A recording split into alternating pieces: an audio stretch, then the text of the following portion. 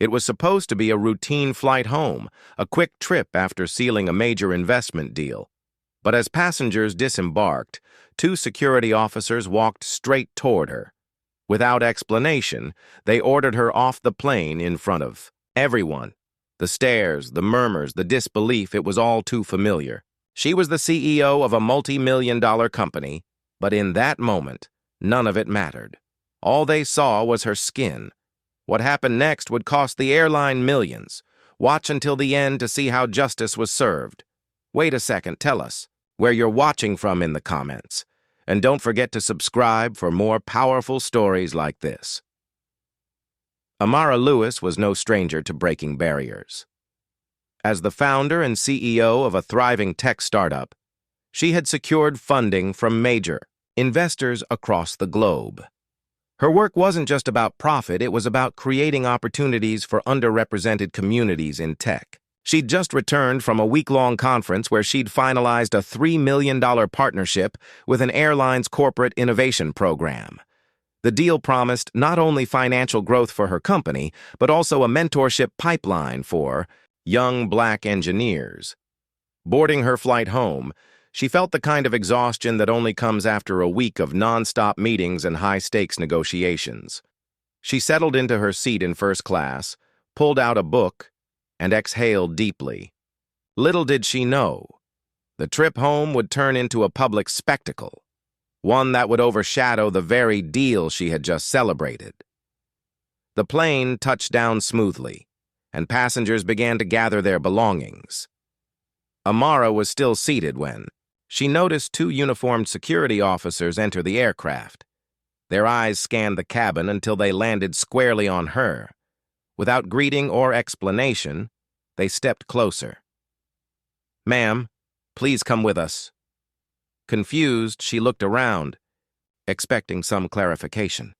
The other passengers froze mid-motion, their eyes bouncing between her and the officers. Amara's mind raced. Was this a random check? A case of mistaken identity? Or something worse? She stood slowly, feeling the weight of every pair of eyes. One officer took her carry-on, while the other gestured toward the aisle. No explanation, no courtesy, just silent insistence. As she walked down the narrow aisle, whispers followed. What did she do? Is she in trouble? The humiliation burned hotter than any anger she'd felt in months. Outside the plane, she was led to a corner of the terminal. An airline supervisor appeared, holding a clipboard, his tone cold and clinical. He claimed they had received a security report, matching her description. No specifics, no proof. Amara's chest tightened. She thought of the $3 million partnership she had just signed with this very airline. She thought of the countless young engineers depending on her. And then she thought of all the times Black professionals were treated as suspects first and human beings second. The tension in her gut told her this wasn't just an inconvenience, it was a moment that demanded a response. The supervisor finally admitted the truth. A flight attendant had reported her for acting suspicious because she didn't immediately store her laptop after boarding. That was it. That was the security threat. Her hands trembled, not from fear, but from the sheer absurdity of it. She pulled out her phone, documenting everything, the officers, the supervisor, the vague explanations. With calm precision, she stated her full name and position, loud enough for onlookers to hear. The color drained from the supervisor's face. In that instant, Amara decided the $3 million partnership was over. Not quietly, not behind closed doors, but in a statement that would make headlines. The deal would be rescinded, and the reason would be crystal clear. This wasn't just about her anymore. It was about every passenger who had ever been profiled. By the end of the week, Amara's public statement had gone viral.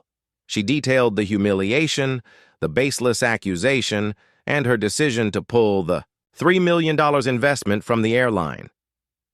The media pounced, forcing the company into damage control. They issued an apology, promising new bias training for staff, but the damage was done. For Amara, it wasn't about revenge. It was about drawing a line in the sand.